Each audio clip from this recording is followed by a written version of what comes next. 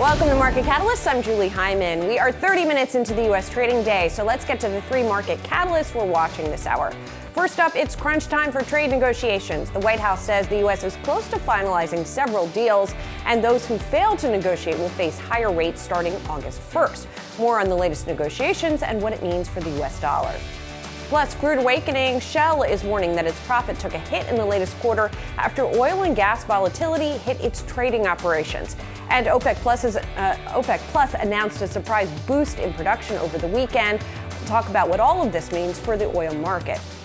Plus, the newly signed Big Beautiful tax bill slashes over $1 trillion in healthcare spending over the next decade. A closer look at what those cuts mean for Americans and for the broader health system coming up.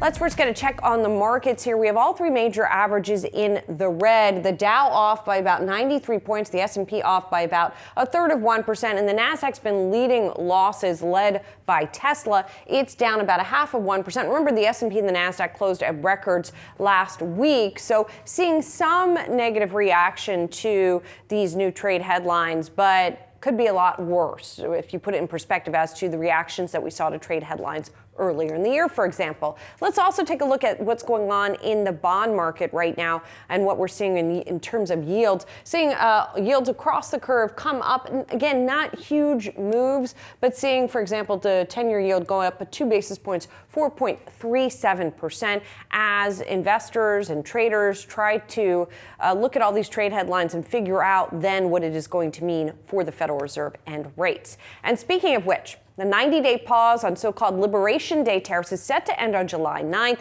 but President Trump saying additional deals are expected ahead of that deadline. Paired with that stronger than expected June jobs report, where does that leave the Federal Reserve? Yahoo Finance's Jennifer Schonberger has perhaps the answer on this and how the Fed is trying to make sense of all of these shifting sands under them.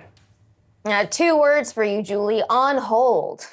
The Fed is looking for more clarity over the effective tariff rate, how long it's going to take for tariffs to make their way through the economy and impact the economy, how much of this is going to be shouldered by the consumer, and what are inflation expectations surrounding all of this. Now, at the same time, the job market looks solid right now, right? People have jobs, but hiring remains in a holding pattern because businesses are so uncertain about the outlook, specifically because of tariffs.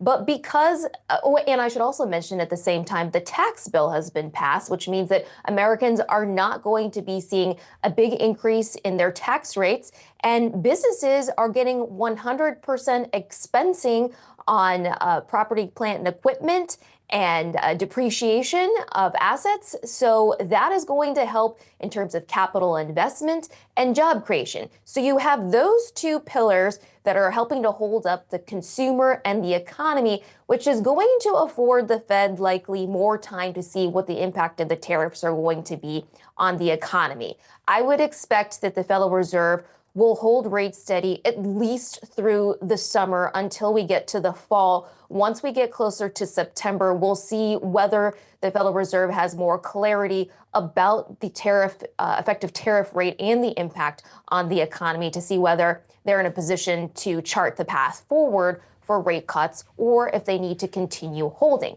And there are 2 scenarios that Fed watchers are watching. One is the inflation scenario, and that is, do we see just a one-time increase in prices, in which case the Fed could look through that and continue cutting rates. Also under the inflation scenario umbrella is whether it takes longer for tariffs to work their way through the economy and we see a longer lasting impact on pricing, and therefore maybe they hold rates higher for longer. The other side of this equation is growth. And if the consumer cannot stomach higher prices, we see demand cool, then that means we don't perhaps see as much inflation. We see growth come down, and that would be more of a cutting scenario for the Fed. But for right now, Julie, it looks like the Fed to remain on hold at least through the summer months. Back to you. Jennifer, thank you very much. Well, President Trump says the U.S. is close to finalizing several trade deals in the next few days and will notify other countries of new tariff rates starting Monday. But they go into effect on August 1st. The tariffs go into effect August 1st, but the president is setting the rates and the deals right now. Here to discuss is Charles Myers, chairman and founder of Signum Global Advisors. Charles is former vice chairman of Evercore ISI. He has over 25 years of experience as well advising political candidates, including Hillary Clinton's 2016 bid and Joe Biden's 2020 campaign. So marriage of financial and political experience. So it's great to have you here to talk about the latest on tariffs, Charles. I guess my first question is, what should investors be watching in terms of dates now? We were all watching for July 9th. But it feels like that's not really the date anymore, at least not hard and fast. Yeah, thanks for having me on, Julie. It's been confusing for the markets and for investors because the deadline is almost here, but now they're saying August 1st. I think later on this afternoon, we'll get a little more clarity on exactly the timeline. I think August 1st is probably the more realistic one.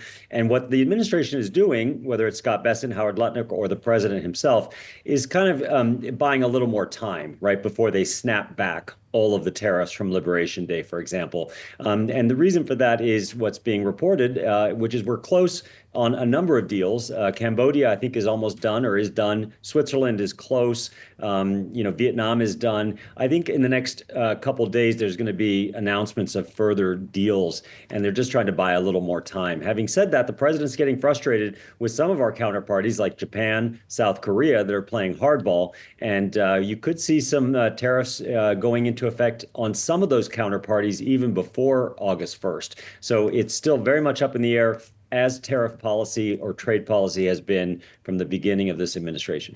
Well, and Charles, what's so interesting to me is these aren't really deals per se, right? At least not in the traditional trade deal sense of the word, where you have a long document that has lots of details in it about the back and forth. I mean, the Vietnam deal is an outline, effectively. The UK deal is a framework. The China deal is really just a pause with maybe some details thrown in, but the market and investors don't seem to care, right? Yeah, I think so. They're frameworks, and I still would view them as binding in a way. So if you look at Vietnam, we have come to an agreement, right? And so it is the markets are viewing them as essentially deals. So I'd say there's two features though so far, although we've only got two, UK and Vietnam. But the features are, first, it is a resolution, right? There is some clarity, at least with those counterparties. Secondly, though, just because there's a deal, it doesn't necessarily mean it's a good outcome for our counterparty. Vietnam, by the way, the deal was the tariffs went from 10% to 20% on Vietnamese goods into the U.S. So actually more punitive, and our goods, U.S. into Vietnam, are now going to be zero. So just to say that of those two features, there's clarity, but they're not all good outcomes necessarily for that counterparty. Or for the companies that manufacture in those counterparty countries, for example. So the companies that you're advising, how are they making decisions around this, considering that things do keep shifting? It's been really challenging for multinationals, whether it's, U.S. based or, companies headquartered around the world, because of this incredible overhang of uncertainty around where are we going to land on tariffs. So most companies, and what we've been advising, is continue with business as usual, because making a major capex or other decision today when we don't have clarity yet on tariff policy is premature. We will get clarity between now.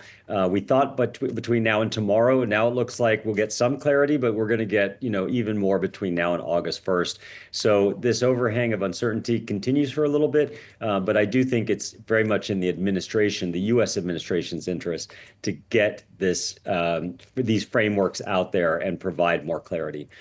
So again, I think this overhang of uncertainty continues for another couple, probably 3 or 4 weeks. Yes. Something that did happen that is now certain is the tax bill, right, that President Trump signed into law last week. And there's a lot that has been made of the political sort of ripple effect of that, and whether some of the Republicans' constituents will not be happy with the outcome. I'm curious, given your experience, how you're viewing that and whether you think that is indeed the case. So I'd say a couple of things. First, the president is absolutely on a roll. I mean, give him a huge amount of credit on how much he's getting done. And to get this bill this bill passed with a very slim, majority in really both chambers is a major accomplishment. So just to give him that, and to give the Republican leadership that, this was a major feat to pull off.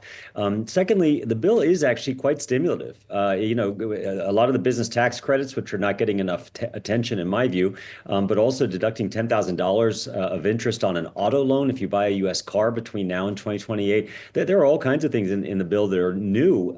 Tax on overtime, no tax on overtime, on tips.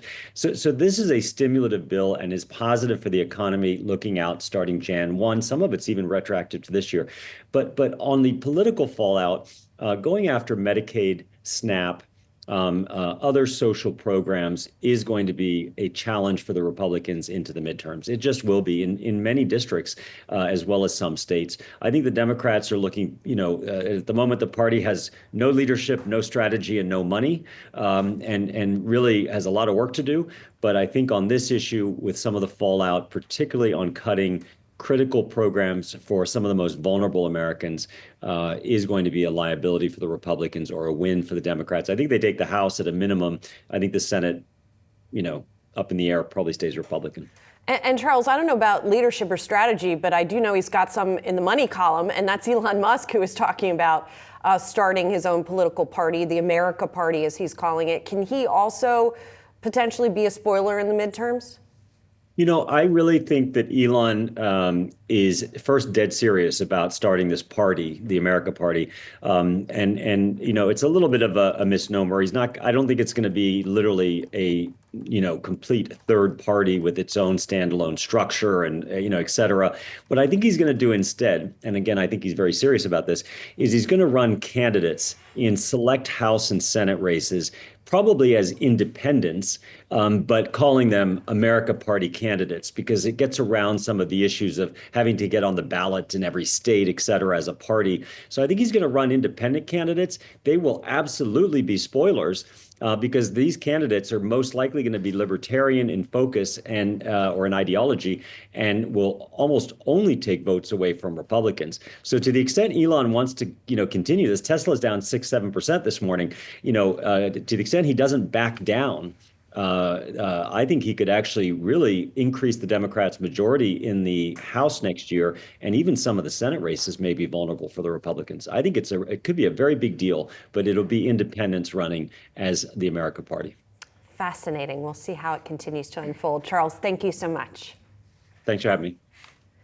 President Trump and Treasury Secretary Scott Bessent saying the U.S. is set to announce those additional trade deals ahead of the 90-day so-called liberation tariffs deadline. But will reignited trade uncertainty send markets pulling back from record highs? They already are, a little bit. Let's bring in my contributor for this morning, Bob Lang, explosive options technical analyst.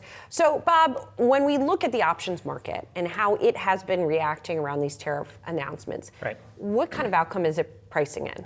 Well, it's pricing in the fact that these tariffs are going to be behind us much sooner rather than later. If you go back to the late part of March, right before April 2nd, Liberation Day, we saw volatility ticking in at about 16 to 17%.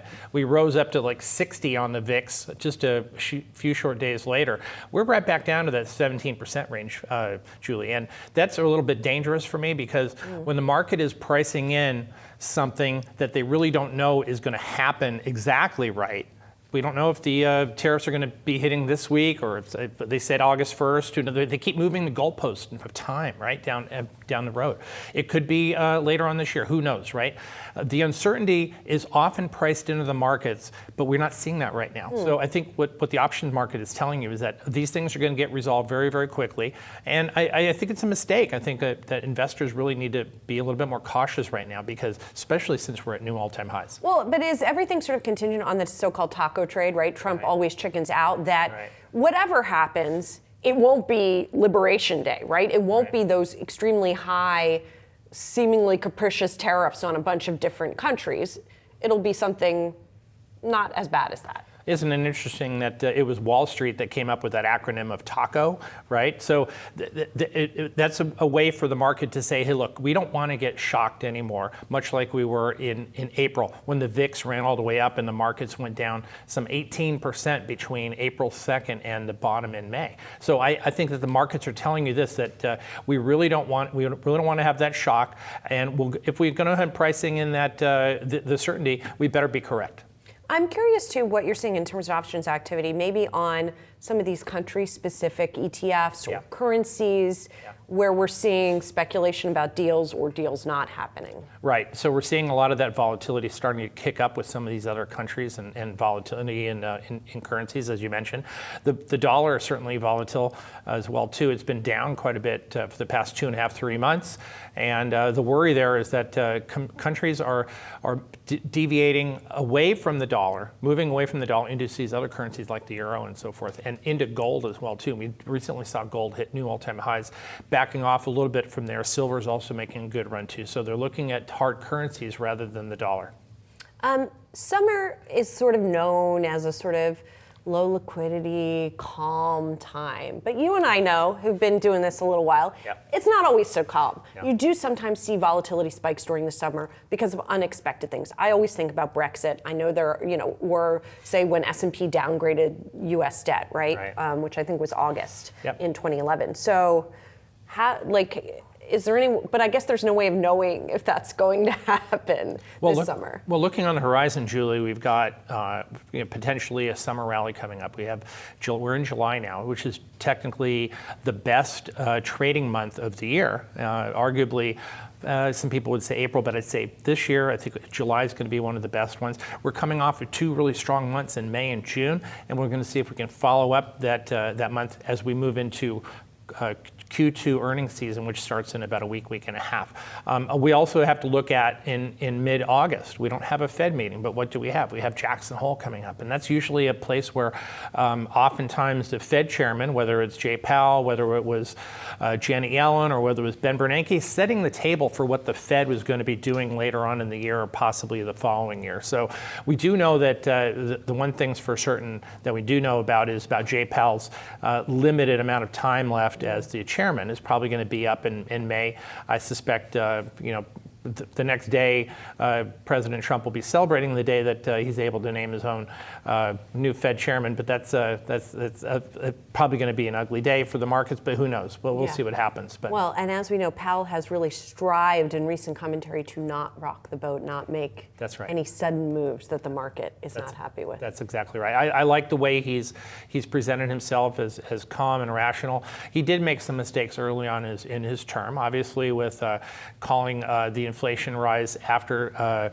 COVID transitory, and that wasn't transitory. And I think he's learned from his mistakes and taking a much more gradual approach, guiding this committee to let's find out really where inflation is going to be headed over the next several months. And then when we're comfortable with it, we'll start cutting rates. I think one thing you also have to look at, Julie, is inflation expectations. So 1-year inflation expectations coming in at 3.2%, 3 years about 3%, 5-year inflation expectations coming in at 2.6%. So all of these timelines are still above the Fed's hopeful target of 2%. So, with the jobs market strong, we saw that number last Thursday. Why does the Fed need to do anything right now?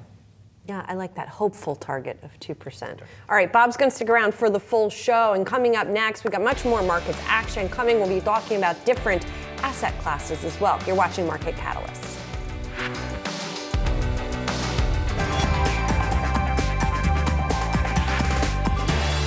Now time for some of today's trending tickers. We are watching CoreWeave, Nvidia, and Nvidia competitor Groq. First up, CoreWeave will buy fellow cloud service provider Core Scientific in an all-stock deal valued at $9 billion.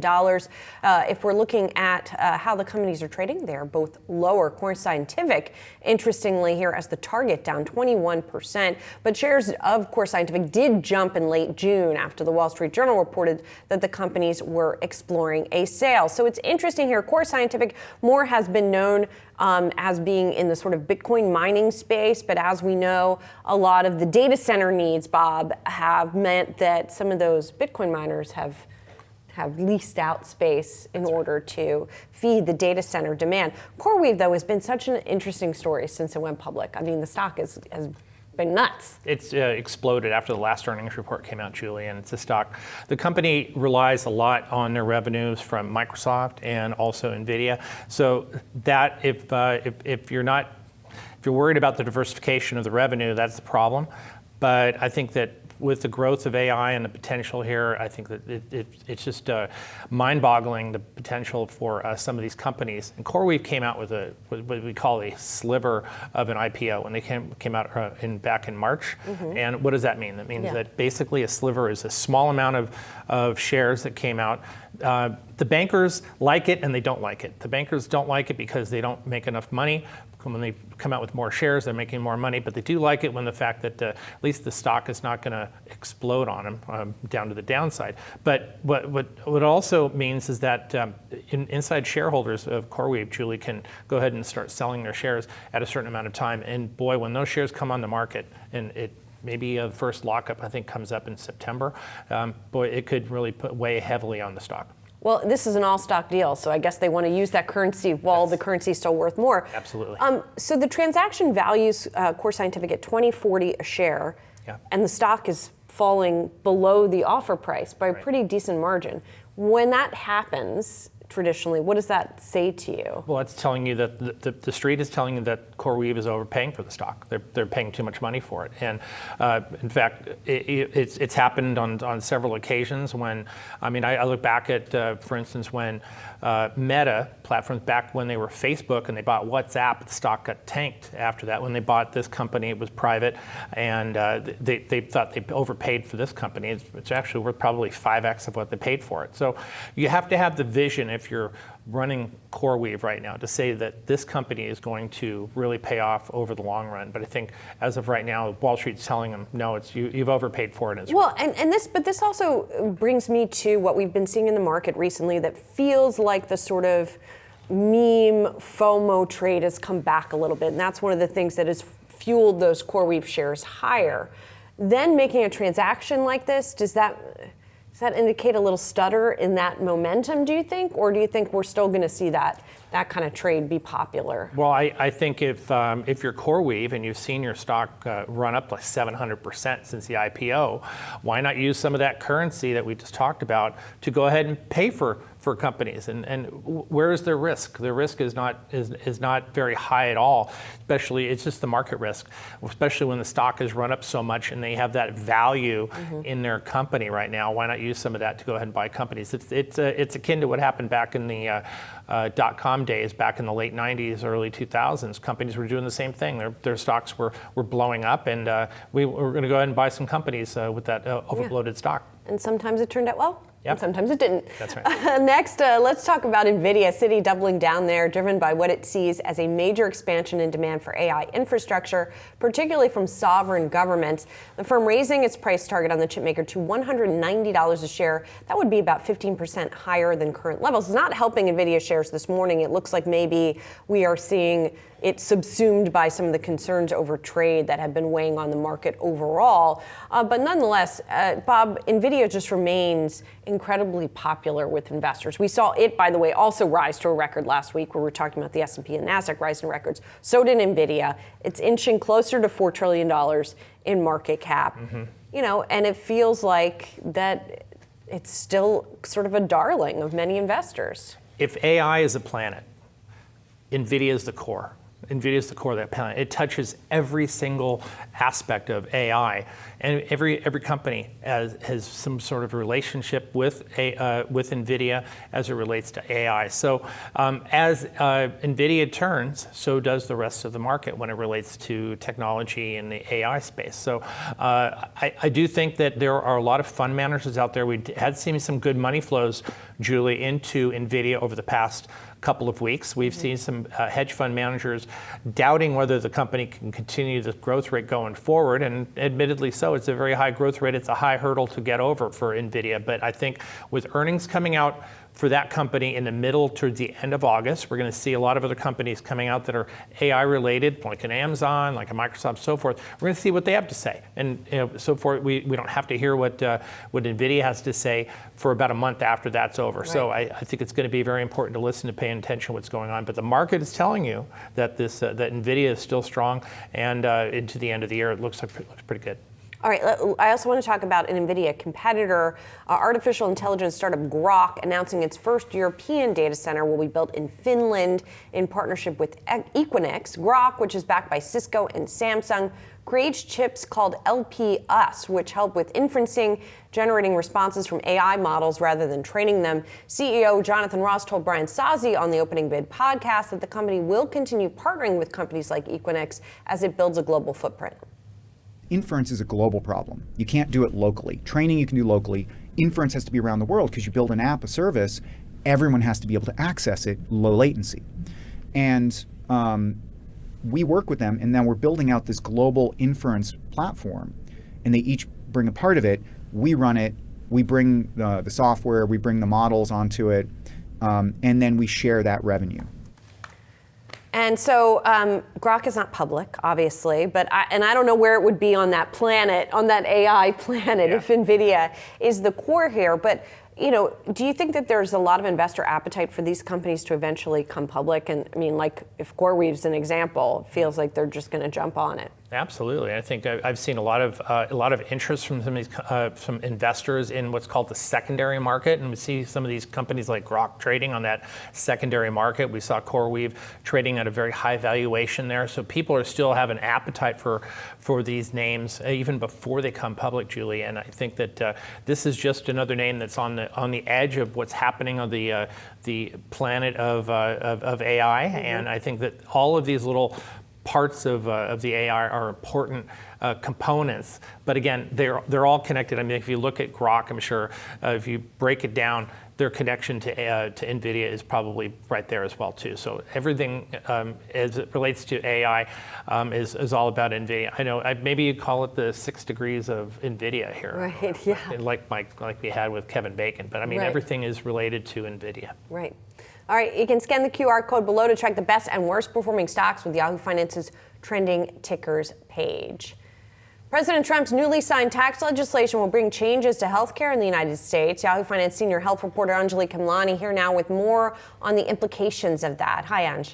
Hey, Julie, that's right. We know a lot has been talked about this bill, especially in terms of the healthcare impact. Right now, we know that the CBO estimates looking at 12 million Americans that would be impacted and be without insurance by 2034 as a direct result of this. I'm going to break down a little bit of what that means. We know that there's been a lot of focus on Medicaid. That's one of the key parts. There's been expansion in Medicaid over the years, in part to do with funding during the pandemic, as well as states taking up more expansion on their own through different taxes, and those are going away. So that boots a lot of people off of Medicaid, and that there's also going to be increased work or community requirements, things like volunteering, making sure that those who are on Medicaid are actually eligible and need it. The other part of it is the ACA. This is really going to impact how many individuals can get on the Affordable Care Act public markets, and that is because of cuts to immigrants who are eligible or may have signed up in the past. There's also going to be a cut to auto enrollment, and that's going to really reduce how many people can stay on. There's also going to be cuts to enhanced subsidies, again, another provision that came in play during the pandemic, and that is going away, which will make it more expensive, prohibitively in some cases, for those who are already on those plans. In addition, there's going to be a pot of about $50 billion set aside for individuals or for rural hospitals, and that's going to really help with the cuts to Medicaid as well. So that's something that, putting it together, there really is going to be some sort of impact on those markets, and so we're gonna just keep an eye on what that ends up being. This is going to possibly impact some of the insurers because we know that they play in those ACA markets. They do jump around a lot, and so we'll see how they handle some of these changes. We will. Anjali, thank you so much. Appreciate it. Got more action coming up. Stay tuned. You're watching Market Catalysts.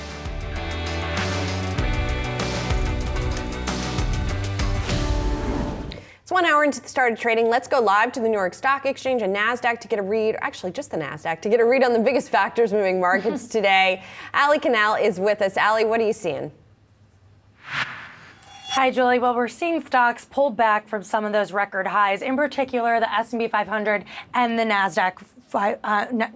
We're seeing the S&P down around 0.5%. The Dow is off around 200 points in the NASDAQ. The biggest loser of the session so far, down around 0.7%. So a bit of a retracement from those records. But we are now in a place where Q3 is kicking into high gear. We have earnings coming up. Equities seem to be in a solid place. A lot of momentum to come here. And Wall Street analysts are pretty bullish on this upcoming earnings season, considering we have a low bar. So we'll see if we can get back to those record highs. Now, in individual movers, shares of Tesla are down over 6%. That's been a big drag on the NASDAQ this morning. I believe this is the biggest intraday drop that we've seen since that feud exploded between CEO Elon Musk and President Trump. So just a bumpy, volatile ride for Tesla shareholders. And this comes after Musk said he was, quote, dead serious about starting a new political party, the America First Party. Many on Wall Street have called this a distraction at a time when Tesla has struggled to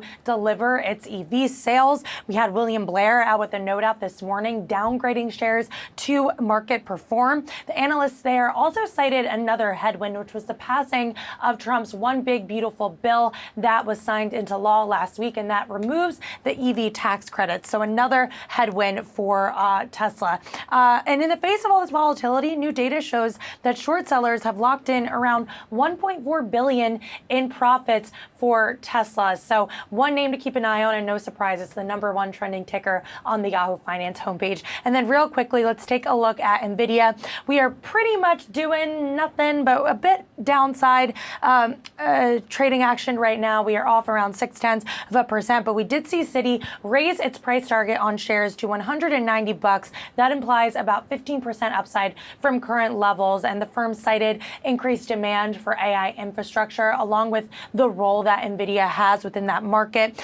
Those are the key catalysts for the stock, which, by the way, is trading at record highs as we near closer and closer to that $4 trillion market cap. Julie.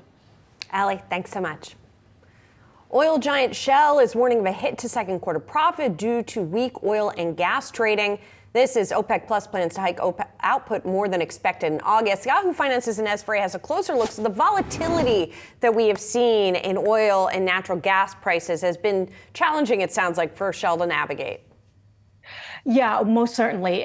Part of the reason is because Shell has an in-house commodity trading unit. So that unit has had to deal with all of the oil volatility and natural gas volatility that we've seen this year. Also, their margins when it comes to their downstream operations, refining and chemicals, that has been pressured as well. Part of this has to do with their chemical processing that has had some unplanned maintenance there. And then Wall Street is also pointing out their output has decreased quarter over quarter. Part of this has to do with the sale of their Nigeria subsidiary and also some planned maintenance as well. So what this spells for the rest of the industry, it's unclear right now, but of course the larger concern is how other producers will be faring with respect to the volatility that we've seen with oil. We've got OPEC Plus that just announced more output hikes. More output hikes are expected to be announced in September. At least that's what the street is expecting. And you've got rig counts that are down. You have analysts that are saying that the shale industry doesn't want to increase its well production unless the oil is up above 70. So what Shell is warning about ahead of its July 31st results, Wall Street is watching for what producers here in the U.S. will be announcing later on. But I do want to point out also, XLE has pretty much lost its year-to-date gains. If you take a look at that year-to-date for XLE, you are looking at year-to-date gains of just up 1%, but that was substantially higher before that April 2nd Liberation Day tariff announcement. You can see where XLE was at the highs of this year, and then you had a downturn and then partial recovery there. Right, while as a lot of other segments of the market have recovered and then some. Ines, let's also talk about gold, which, as we know, had a big run this year. but then as of late, not as much. Yeah, that's right. So we are seeing gold seeing a pullback. It is at 3,328 right now. You've got the street that's speculating that that the Fed will be holding interest rates steady at least until September. And you really, for gold, have two camps here with Wall Street analysts. You've got those that are pointing to tariff uncertainty, and also those that are pointing to geopolitical tensions, which have eased. And you have those that say that gold will go higher beyond its all-time high record of around 3,500 by the end of the year, and those that are saying that you are going to see a further pullback, perhaps around 3,000 or below 3,000. Goldman Sachs recently talked about structurally higher demand for gold from central banks and ETF holdings that are increasing their inflows into those physical-backed ETF holdings. But then you've got other analysts on the street, like Citi, that is more bearish on gold, basically saying that you've got a better global outlook when it comes to gold, and investors will be preferring other assets besides gold, like, for example, equities. Well, we certainly have seen that lately, Ines. Thank you so much. Thank you. Still with me is Bob Lang, Explosive Options Technical Analyst. So let's talk about commodities. And I know we just covered oil, we just covered gold, but I actually want to start in the agricultural commodities because I know you're watching some of these. So what are you focusing on and what are you seeing? So, Julie, when I look at the some of the other commodities like the softs, we're talking like frozen orange juice, we're talking about cotton, coffee, and sugar. Some of these commodities have really come down sharply over the past 6.5, 7 weeks, and it made big moves down. In fact, if I look at the Commodities Research Bureau ETF, the CRB, that has come down about 15%. Substantial move on the CRB in such a short period of time since the around the middle part of May. It's a short period of time. That's a very, very large move for that index. And what's it telling us? It's telling us that soft inflation numbers are telling us that they're going to be coming down over the next 6 to 7 months. And we talked about 1-year inflation over the past the last segment here, that inflation is going to be about 3.2%. I think the soft commodities are telling you that we're going to go even lower than that. And I think that's important to pay attention to that. Now, gold is, on the other hand, is telling us that inflation is going to remain elevated. I think there's another story, though, with gold, and it's not necessarily related to inflation, but it's more related to countries that are shifting out of the dollar into hard currencies like silver and gold. Not necessarily related to inflation, but more related to the fact that they're not trusting or believing that the U.S. is going to be paying off their debts over a long period of time. So gold tends to be a great hedge against inflation. It also tends to be a great hedge against war and against uncertainty, but also as a good diversifier for other countries that want to get away from the dollar. Right, and we've been seeing a lot of that central bank buying for sure.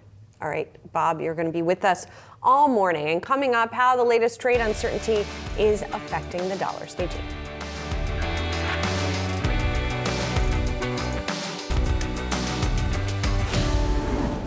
The U.S. dollar index had its worst first half of the year since 1973, battered by the so-called Sell America trade. And it comes as Treasury Secretary Scott Bessent tells CNBC, quote, it's natural for currencies to go up and down.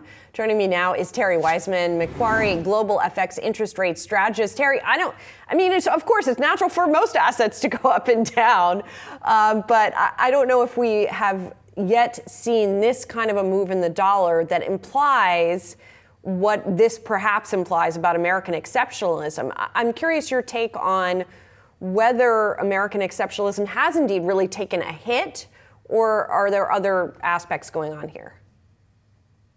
Thanks for having me, Julie. Look, it's interesting because the dollar strength, the U.S. dollar strength, was not really something that prevailed only in the back half of 2024. The dollar has been a strong currency for the past 13 years. It's been generally increasing or rallying or appreciating against other currencies, both in nominal terms and real terms, since 2001. So if you're going to talk about American exceptionalism as being somewhat equivalent to the appreciation of the U.S. dollar, the strength of the U.S. dollar, effectively we've had American exceptionalism for 13 years. And if you point to the headlines, of course, in the history of these last 13 years, It certainly does seem to support the idea that American exceptionalism has been around that long. We've had a lot of small economic revolutions in this country that have produced productivity, produced growth, and it's been superlative, effectively, at least the way the market has interpreted relative to what has been going on in other countries over this 13-year period. So American exceptionalism has been going on for 13 years. Now the question is, are we at a point where after 13 years of this, we are going to start to go in reverse? I think to some extent we are.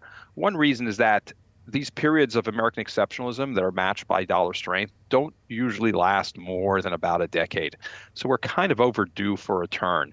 The other issue, of course, is that we've gone in these 13 years to a point in which U.S. asset values and the value of the dollar has gotten very rich, objectively speaking, if you just look at these long-term charts. That's another reason. And of course, with the change of the administration and with the policy uncertainty that has come with it in the last few weeks and months, there now is a compelling reason for asset allocators abroad to start winding down or dialing back their dollar exposure, both their U.S. asset exposure and the attached dollar exposure. And I think those three things, working together, are what's going to cause the dollar at least to go into, I wouldn't call it a tailspin, but certainly a period of weakness here. So I don't think that we are going to get back to these highs that you alluded to earlier that prevailed in the very beginning of this year before this down move. I think that's a thing of the past. And I think that the dollar is going to be weighed down by a few factors going forward. And it could last a few years.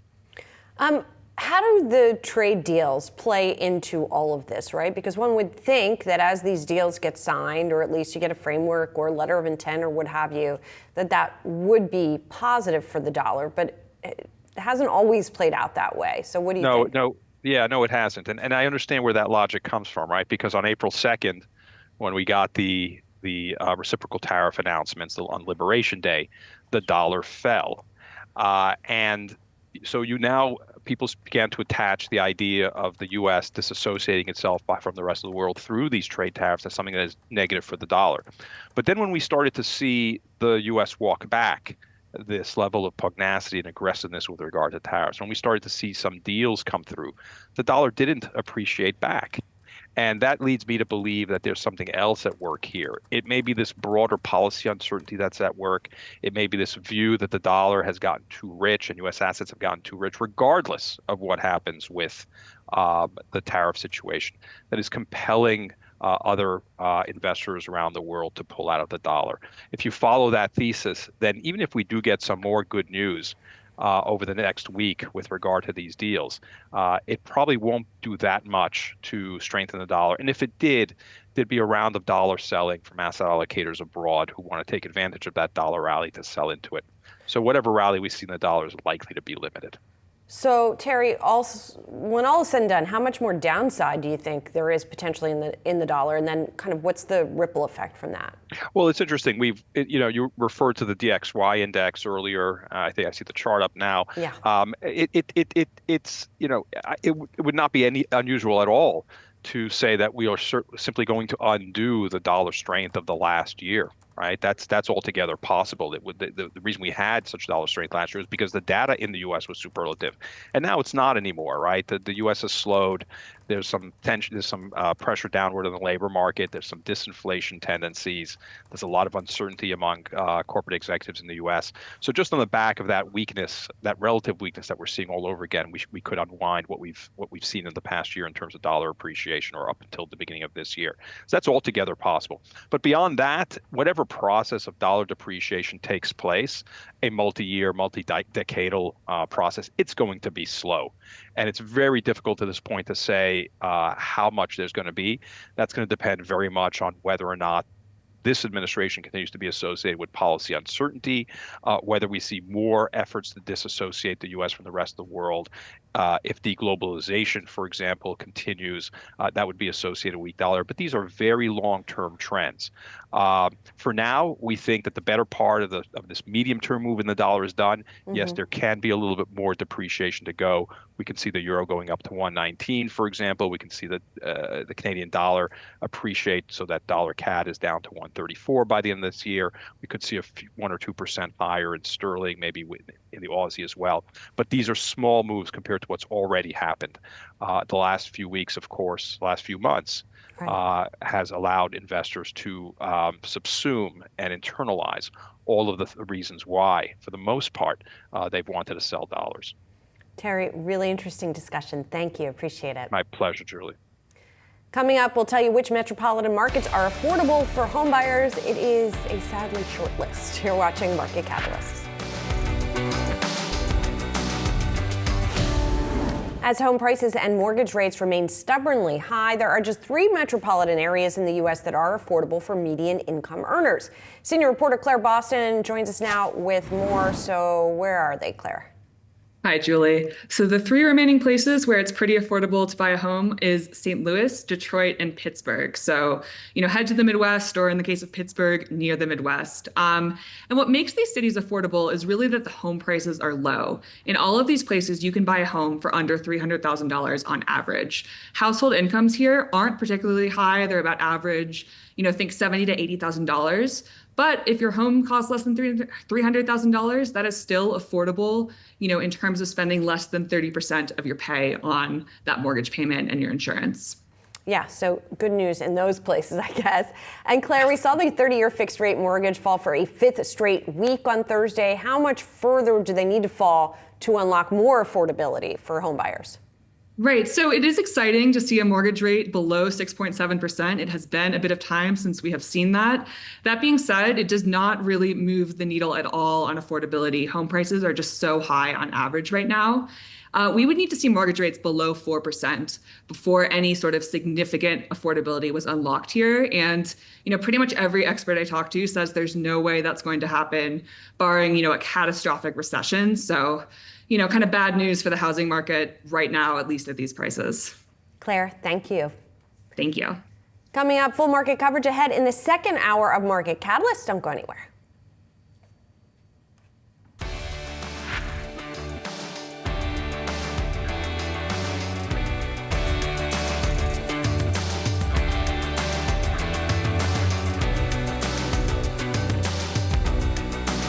90 minutes into the start of U.S. trading, I'm Julie Hyman. Let's get a check of the markets here. We have been seeing the major averages pull back here and actually taken a little bit leg lower even since the open here this morning. The Nasdaq has been leading declines off by about 0.75%. The Dow and the S&P each down about 0.5%.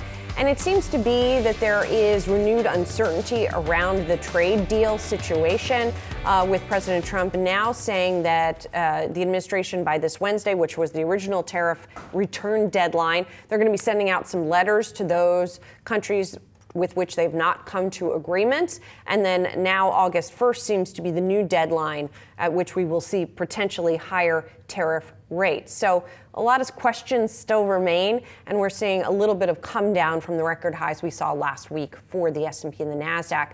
The bond market, meantime, has been seeing a little bit of a boost to yields, not huge here, but just the idea that, as our Jennifer Schonberger has been telling us, the Federal Reserve is on hold for now, means that those rates are holding at a higher level for now. And coming up this hour on Market Catalyst, first up, the Musk-Trump feud heating up as CEO Elon Musk announces he's launching a new political party called America Party. Tesla shares are under pressure as a result. Will this be yet another problem for Tesla amid falling sales? Plus, Delta Airlines will kick off second quarter earnings season this week. What can you expect to hear from the airline and the industry at large? We'll discuss. And President Trump's big, beautiful tax bill has been signed into law. We'll discuss how the provisions will affect your wallet. First up, shares of Tesla down this morning as the feud between CEO Elon Musk and President Trump continues to heat up, with the president saying Musk is, quote, off the rails with his decision to potentially start his own political party. Musk, for his part, saying America's current parties are, quote, bankrupting our country with waste and graft. Yahoo Finance's Prosper Manian joins us now. So investors thought they were done with this, right? They thought that Musk was done with politics. They were going to get to move on. Not so fast. I think we all sort of knew that these two just couldn't not go after each other. Musk was just too tempted to weigh in on the BBB bill. And he did, and we saw what happened, and Trump responded saying Musk off the rails. So here we go again. Investors are concerned about the Trump-Musk feud, and then what it means for Tesla, right? We already saw the EV tax credits going away and the new BBB. Plus, also of more concern is the regulatory credits that Tesla sells. Those are now going to be less valuable, and that's a big hit to their bottom line. So that's a problem. But SpaceX too, right? They're connected to Musk and all that Trump stuff and NASA. A lot of problems there. And this is on top of what we're seeing with demand issues. Tesla sales going down in Q2.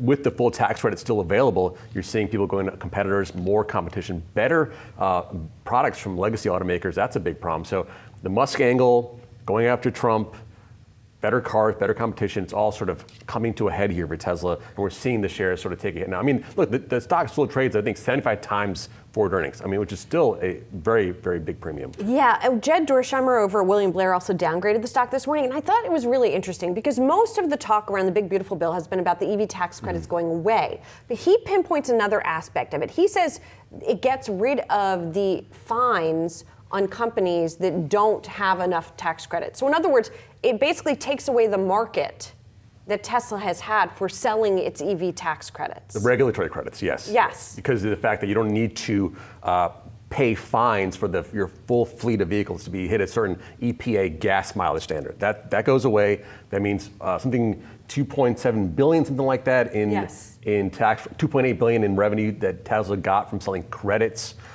in 2024. That goes away down to probably 25% of that. Right. It's huge. That's a big mover for their bottom line, right? That goes away. That's a big problem in terms of if you're looking at Tesla from a profitability point of view. You're trading it. Are you trading fundamentals? I don't know, but that is a big problem. Yeah. Yeah. Sorry. So regulatory credits versus tax credits. My bad. That is important to distinguish. So last week we heard some of the investors of Tesla talking about autonomous as being a much more realistic way of valuing Tesla going forward. Not just next year, a couple of years, maybe 5-10 years down the road. I think Elon Musk said, I think they're going to be fully autonomous by 2030. Of course, he's pushing out the pulling out the goalposts in terms of time. He said it was going to be 2025 a few years back. But my thinking here is that investors should not be more concerned with what's happening with Tesla, the motor company, and rather some of these other features, some of these other offerings that Tesla's going to be offering over the years, not just autonomous, but also robotics and so forth, in these much more profitable areas. Maybe that's what investors are looking at right now, not hitting the stock as hard as they should be. Yeah, Dorsheimer kind of flicks at that at the end, saying we want more data points on robotaxi tests in Austin and things like that to ease our concerns over the actual Tesla business. I think there's 2 points there you mentioned. The core auto business is not as valuable as, let's say, AI, embodied AI, robotaxi stuff. But where's that cheaper EV? Right, that's the big question.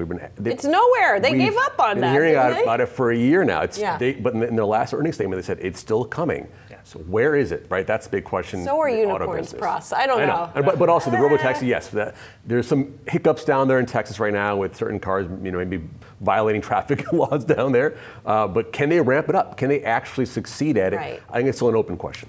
And what have we been seeing in options activity in Tesla? Obviously, it's a very heavily traded stock. Yeah, it's a stock that options traders love to trade on the upside and the downside. We're seeing last week saw a lot of put options being bought all the way out to August and September, and which includes the July earnings report, which is coming out, I think, in a week and a half. 23rd, yeah. 23rd. So I think there's a lot of potential for making some big money, either up or down, maybe both, up and down the market, because the options market is really juiced up for a big move for Tesla. I think I want to say it's about 12-13% move, which is extraordinarily high historically for Tesla right after earnings.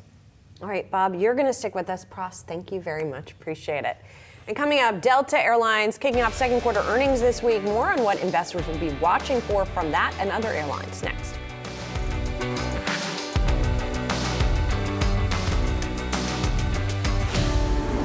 Delta Airlines is set to report second quarter results this week. And joining us now, Stephen Trent, Citi Managing Director. Stephen, great to talk to you as always about airlines. When it comes to American, you've got a buy rating and a $62 price target on Delta. Delta's like your favorite, your perennial favorite, I feel like. So what are we expecting from them? Oh, thank you for having me on. It's my pleasure. We do like Delta. I would actually give a higher weighting to United Airlines and American, believe it or not, but we like Delta. We were expecting $2.07 a share when they released Thursday morning. And when we look at unit revenue, we think the network airlines are going to remain in pole position relative to the discount airlines. And if you're Delta looking at 2Q and looking into the third quarter, they have a little bit of year-on-year tailwind. So no Paris Olympics to dampen North Atlantic this time, no CrowdStrike outbreak to impact July. So they have relatively easy comps versus some of the others. And what about United and American that is helping them edge out a little bit?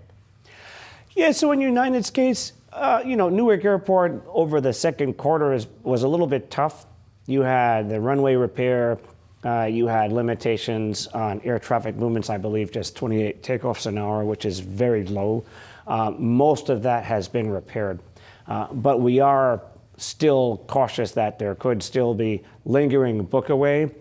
Certainly, it was well known by consumers and with the media that there were Newark Airport problems. So that probably short term didn't help. In American Airlines case, I think it's about them getting back to business. They've been pursuing managed business travel for over a year, so they're not quite back to where they should be, but they've made progress. And I think as we move forward, looking at these three, American is unusual in that you have equity market cap today is actually below pandemic era levels, which seems extreme to us. Yes, they're not back to pre-pandemic, but they're not as bad as 2020. Right. Yes, we definitely have seen demand pick up from those levels. And Stephen, Bob Lang of Explosive Options is still with us here on set. I know you've been watching the airlines also. Yeah, Stephen, the last quarter, the major carriers like United, American, and Delta came out and said that the revenue per available seat mile, or the RASM, is a little bit problematic this last quarter, and they were talking about we're not really interested in raising their numbers for the RASM over the rest of the year. Do you expect that to change this quarter when the earnings come out, especially for Delta and for some of the other big carriers? You know what? We've been in such a choppy period the last couple of months with all of the top-down uncertainty that has really impacted the group between Dodge cuts and tariff uncertainty and what have you.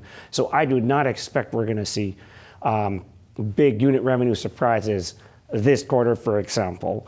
And as we move forward, the main place that the group seems to be having some challenge is domestic main cabin and basic economy domestic. So those pieces of the pie remain a little bit challenging, but certainly on international long haul, we continue to expect unit revenue to meaningfully outperform domestic unit revenue. All else equal, that would support the network airlines over the discount airlines. What do you think we're going to hear forecast-wise from these airlines? Or what do you think investors need to hear from them in order for the stocks to perform? Yeah, absolutely. So I think when we were in the first quarter, everybody pretty much suspended their full year guidance except for United. And United, I thought, offered something that was, kind of intricate, offering a base case and kind of a downside case. Can they get away with still doing that, with still having those guidances suspended? Yeah, look, my hat's off to them, given the amount of uncertainty that's been swirling around. I think we got second quarter under the belt. We got a third quarter guide. It's conceivable we have some of these names and some of these companies at least creep back to full year guidance. And I think while full year guidance won't be a perfect match, maybe it's going to be wider than usual, but getting back to any full year guidance is going to be a good step in the right direction. Do you see some of the carriers coming in with some other initiatives like Southwest recently did? They're charging for baggage, and they've changed their model in terms of herding clients into the jets and so forth. Do you see some of that taking place for them to be able to squeeze more out of their margins? Yeah, so certainly Southwest is trying to do something dramatically different versus what it's been doing for decades. So you have the checked bag stuff, assigned seats. I think all else equal, it's going to be interesting to see how they do that. Their customer flow is quite discretionary versus premium cabin customer flow on United or American or Delta, for example. So I think that's a big question mark, one. I think second thing there, of course, is strategy-wise, do they start to look and smell more like a network carrier that has no international long haul and that doesn't have co-branded card remuneration that's nearly as strong as the big three? So it's a big question mark in my mind, especially at the current valuation levels where they're actually trading above pre-pandemic valuation where everybody else is below. And more broadly, you mentioned you like the sort of premium airlines versus the discount airlines. Are we not seeing, in this sort of uncertain domestic flying environment, are we not seeing trade down? Are people just not taking as many flights at that discount level? Is that why? Yeah, great question. So you actually saw that, for example, doing the credit crunch kind of 2008 to 2010 or early 2010 or wherever it was. And what was happening at that time? You actually had really job destruction, white collar job destruction, big corporations laying off, the lower echelons of society, all else equal, maybe did slightly better. Those white collar folks decided to trade down and go for a cheaper seat. You know, what are we seeing today?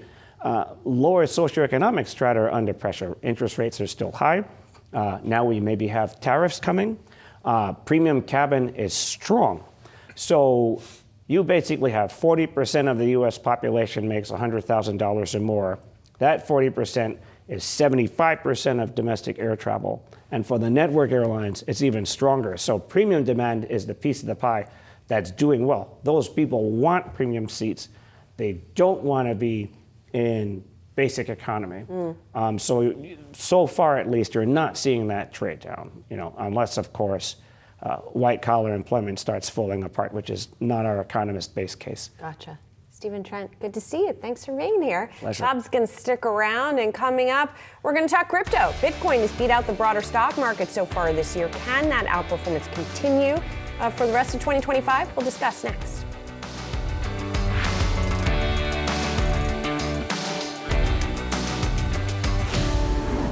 Heading into the second half of the year, Bitcoin is outperforming the broader market, up nearly 15% year to date versus the S&P 500, 6% gains. Our next guest sees the cryptocurrency surging to as much as $180,000 this year. That would imply more than 60% upside from current trading levels. How can Bitcoin get there? Joining me now, Chris Klein, Bitcoin IRA COO and co-founder. Hi, Chris. Thanks for being here.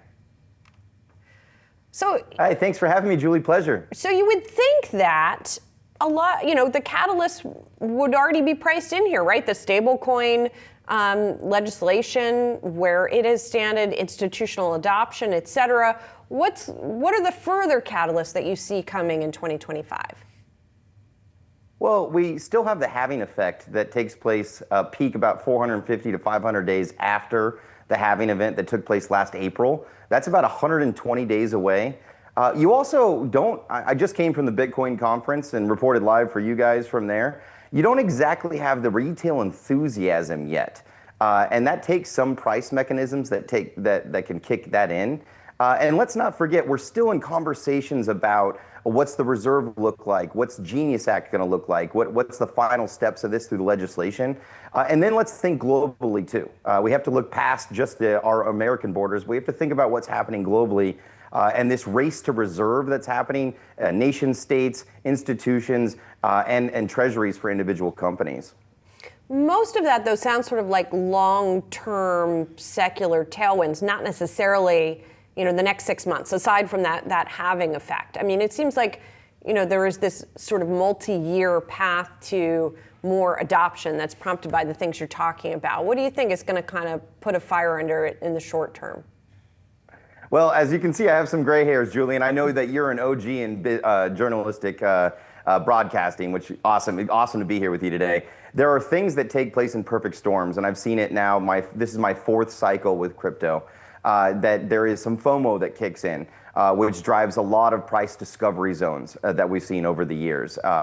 When people thought we were going to hit, I remember saying back in July of last year that we're going to hit 100K by Christmas Day. I was off by about a month.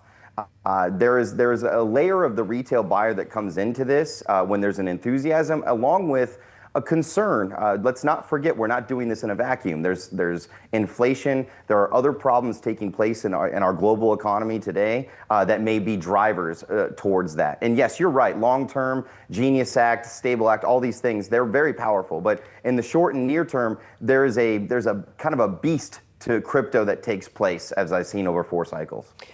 Chris, I'm curious, the crypto community for so long has been calling for institutional adoption, right? And institutional adoption finally seems to be happening. So how do you now look at the institutional ownership versus retail ownership and the sort of dynamics between the two? Because they do tend, at least in other asset classes, they tend to behave a little bit differently. Yeah, absolutely. One of the things I love about crypto is it was started at the retail play. This was driven by, I call Bitcoin the people's currency because it is the democratization of money. Institutions are here. We're so happy that they are here. I was just on a podcast and a Twitter space last week talking about, what kind of dynamics take place here when the institutions come in. Well, we invited them in. We brought in the ETFs. We brought in all these layers for them to be a part of the process. What I'm really excited about is to see the financialization of the asset.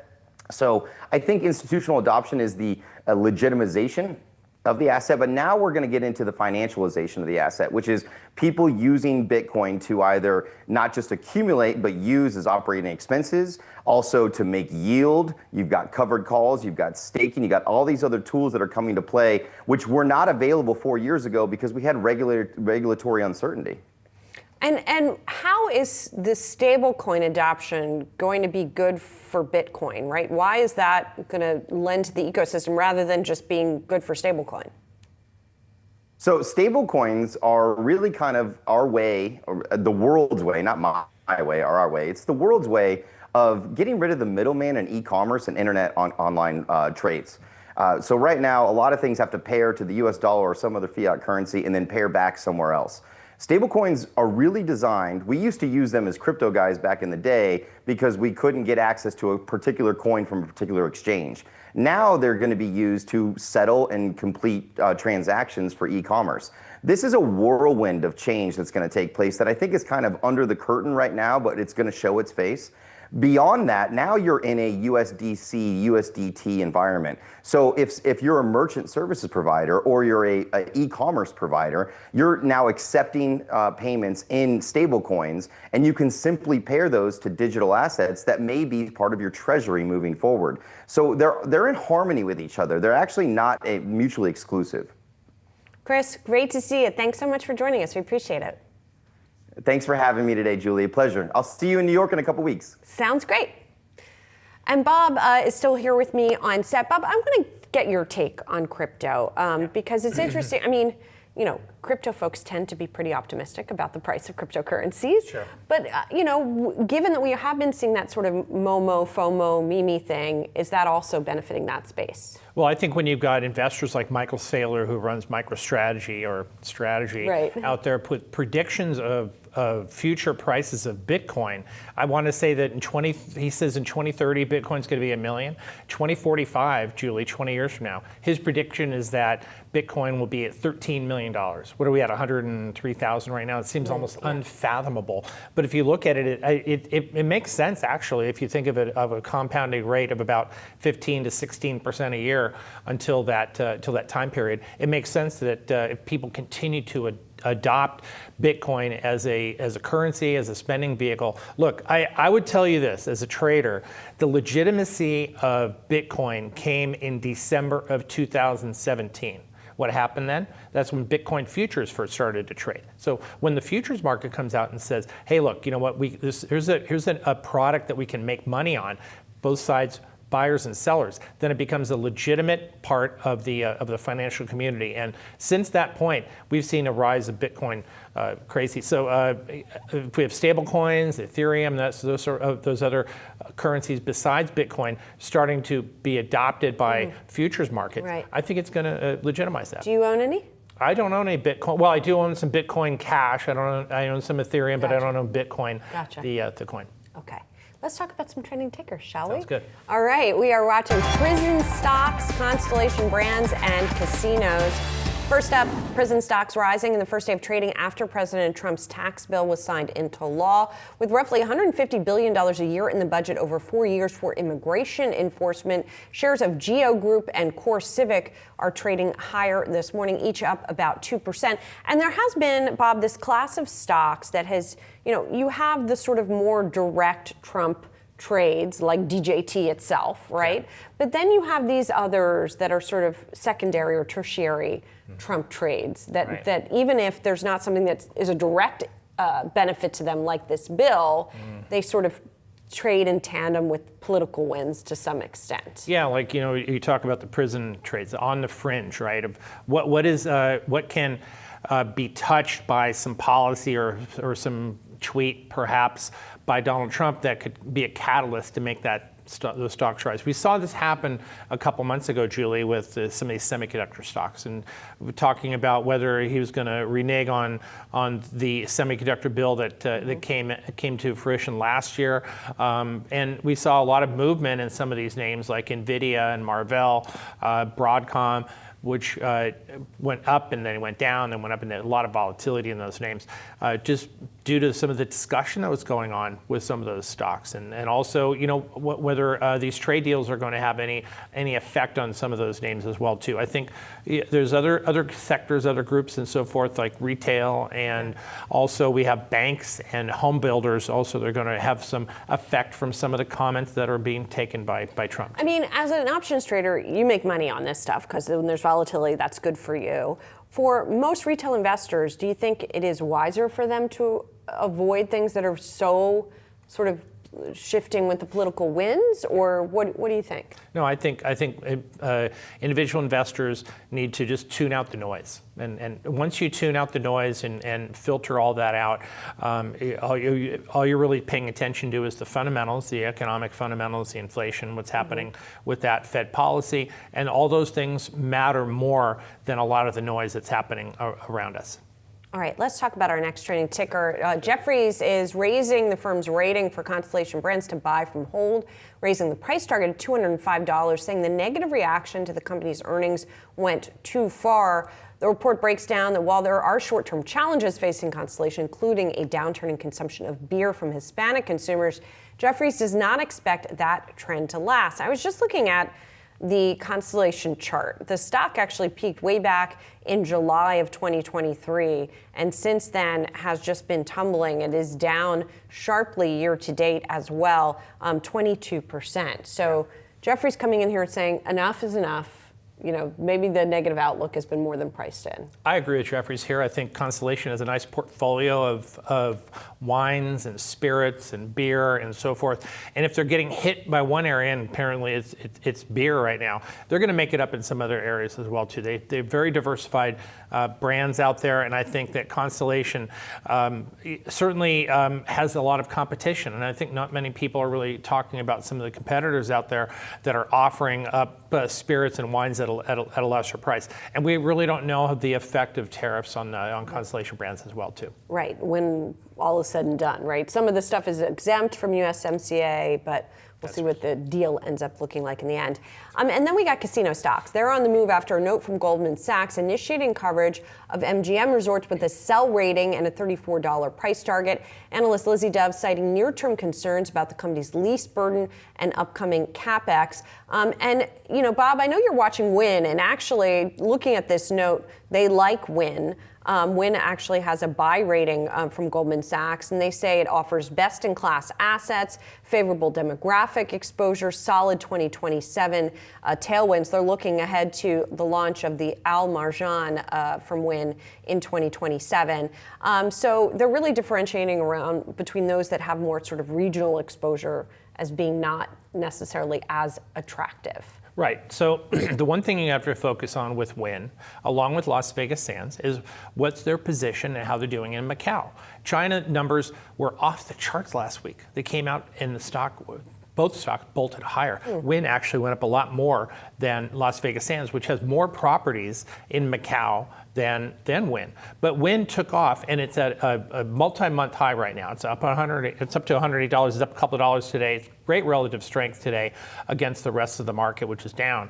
But I think that the follow-through that Win has had, the catalysts that they have, the tailwinds that they have with weak numbers in Macau and in Las Vegas going through the end of this year is a huge catalyst. I own calls and a long-term position in Win as well too. I think the stock's got to make a move to about $150 before the end of the year, which would be a really nice move. But the other catalyst there, Julie, is the fact that the U.S. consumer still spending money. Right? Job market was strong, and here we are in the summertime. What do people like to do? Like to go to casinos, spend money. They go to Las Vegas. There's 2 beautiful casinos in Las Vegas. There's one in Boston, not too far from where I live. And the casinos, last couple of times I've been there, hopping. Was that a Foxwoods? No, actually, the Encore in Foxwoods in Connecticut. But yeah, the Encore Casino, which has only been around for about 5 years, it was hopping the other day.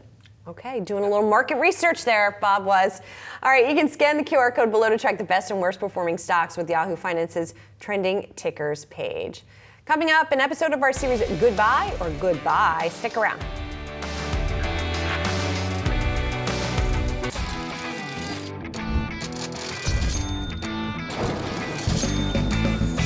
Welcome to Goodbye or Goodbye. Our goal is to help cut through the market noise to navigate the best moves for your portfolio.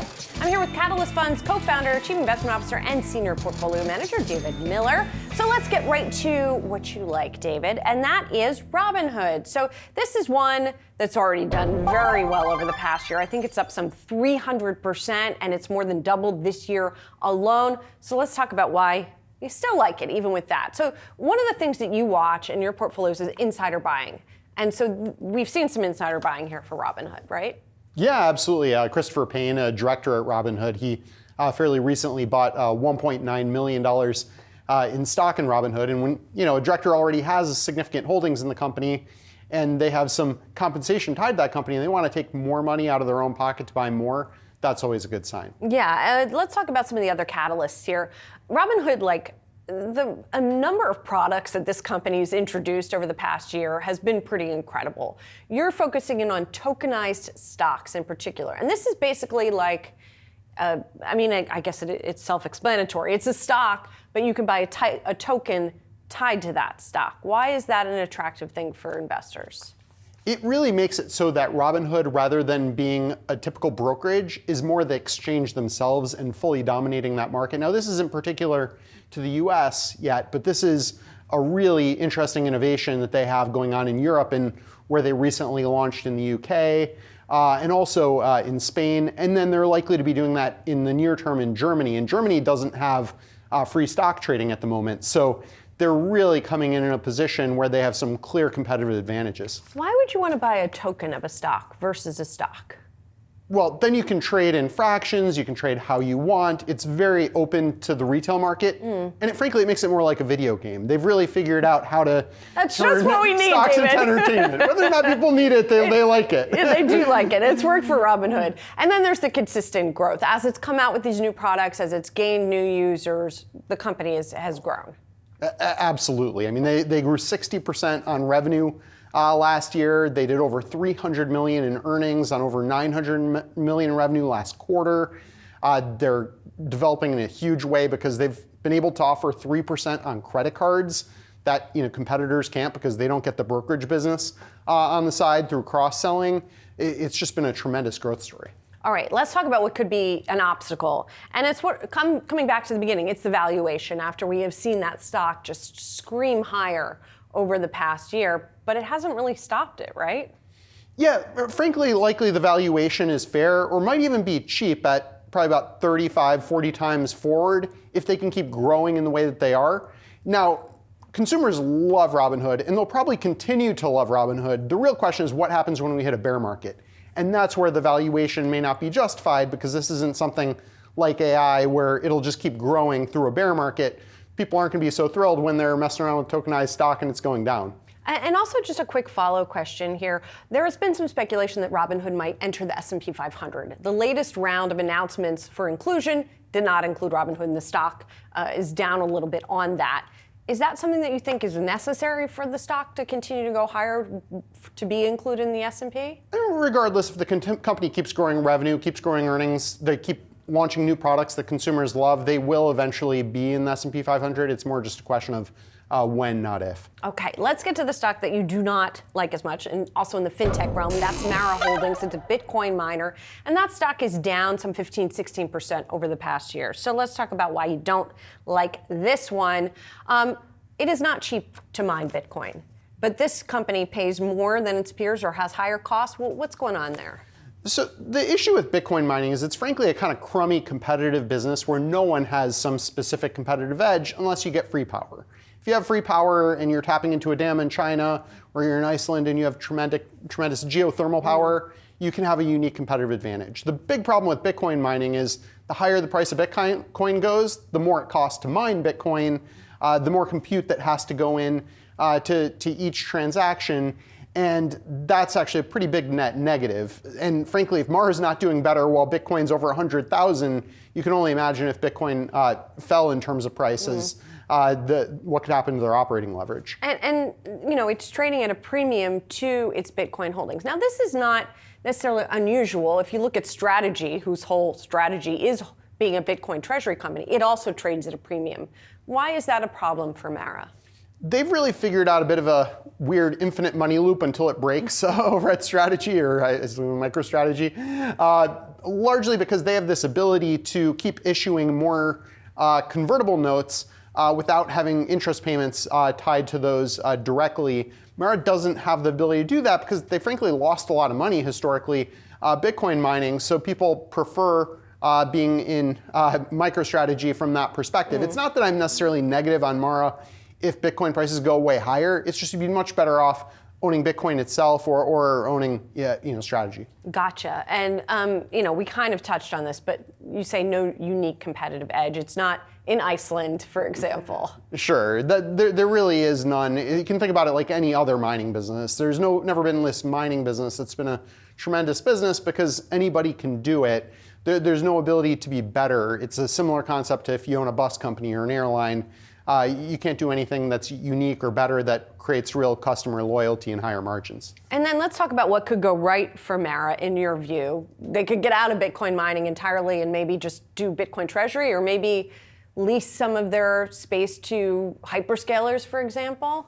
Yeah, I mean, frankly, I think the thing that could go right in the biggest way is if they dump all the Bitcoin mining, take the money they're allocating that, buy more Bitcoin, tell the market they're doing the same type of thing that MicroStrategy is doing, and Bitcoin prices go up. That'd be the main scenario where it could do well. Gotcha. Well, they're not doing it right now. Not yet. This is where we have. And you do not own Mara in any of your strategies. You do own Robinhood through some of your portfolios, correct? That's right, yep. All right, David, thank you so much. And thank you so much for watching Goodbye or Goodbye.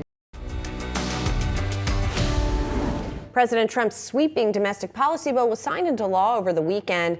The new legislation comes with some changes for Americans' personal finances. Joining me now, senior columnist Carrie Hannon. Carrie, it's great to see you. So let's talk HSAs, also known as health savings accounts. How are those affected by that new legislation? Right. Yeah. Great to see you, Julie.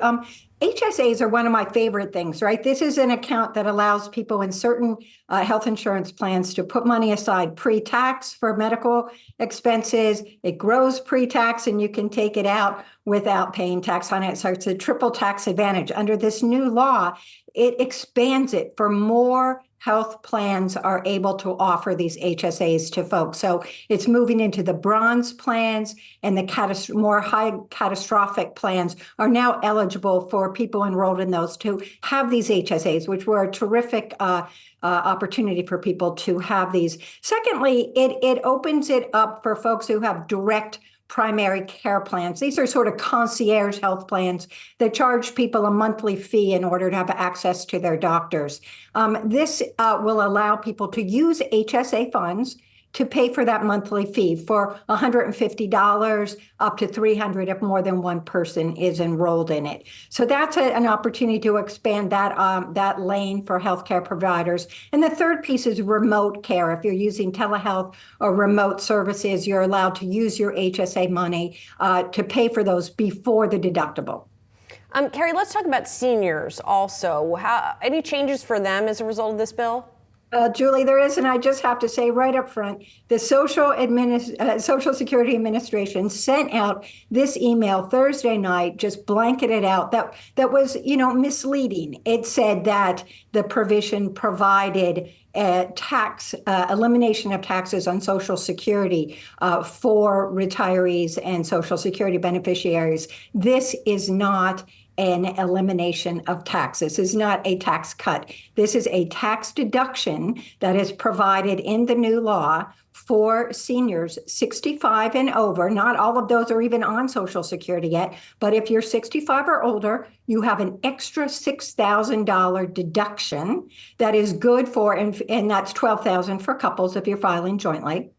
And that's good for 25, 26, 27, 28. It is a temporary tax deduction. It is not an elimination on Social Security taxes, which is what the president had run on. That was part of his platform, that he was going to do that. That is simply not what happens. But I'm telling you, it's a great thing for many people. It's not going to help low-income people or very high-income people. But if you're right in the middle there, it starts to phase out for individuals at $75,000. If your income is $75,000, it starts to phase out of that $6,000 up to $150,000 for couples. So, it is limited. It is a good thing for some people, but it is not a tax cut.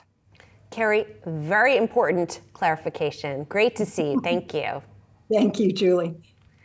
There were big numbers at the box office over the holiday weekend, and it's the latest triumph for a familiar franchise. Here with more is Yahoo Finance senior reporter Ali Canal. I read some of the reviews. They weren't all fantastic, but lots of people went to see the movie. Yeah, people did still go see the movie here. Julie, Jurassic World Rebirth. This is the 7th film in Universal's long-running dinosaur saga. It secured a massive $147.3 million in just 5 days. Now, that strong start puts it in the running to become the summer's biggest blockbuster, and it's already on track to turn a profit. We had a production cost at around $180 million, not including marketing, so already almost there with the break-even point. But there is a caveat. Compared to previous Jurassic World films, ticket sales were down across the board. That may point to a bit of franchise fatigue, something that we've seen before with long-running series, especially as audiences grow more selective about sequels. Still, it underscores a trend that we've really seen since the pandemic, that big IP, familiar storylines, action-packed films with A-list talent, that's what's getting people back in seats. You can look at the recent success of F1, starring Brad Pitt as an example of this, a huge cultural moment right now, and even the Jurassic World film leaned into that strategy with a revamped storyline, a brand new star-studded cast. So that really seems to be the playbook here. And then later this summer, we'll see the debuts of Warner Brothers' new Superman film and Disney's reboot of the Fantastic Four, both, again, banking on those fresh faces to breathe new life into legacy franchises. So overall, we have a pretty healthy box office. We are never going to see the returns that we saw pre-pandemic. That's something that analysts have been talking about for quite a few years now, but that doesn't mean that you don't have certain films that are still doing well at the box office. We've seen this recommitment to the theatrical window. You don't have films just automatically going on streaming anymore. So there still seems to be a desire for people to get out and go to the theater. And Julie, I don't know if you've seen any of these films. I saw F1. It was fantastic. Have yet to see Jurassic World. But hey, I mean, it's a fun thing to do. It is a fun thing to do. I don't know if those are the ones that are going to draw me in, but that's all right. Ali, thank you. Appreciate it.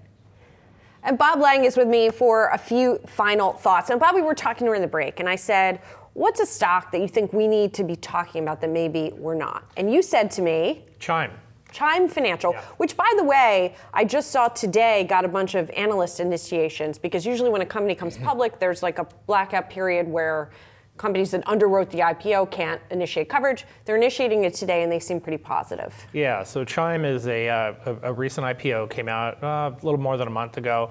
They're in competitive field with SoFi, financial services they're offering.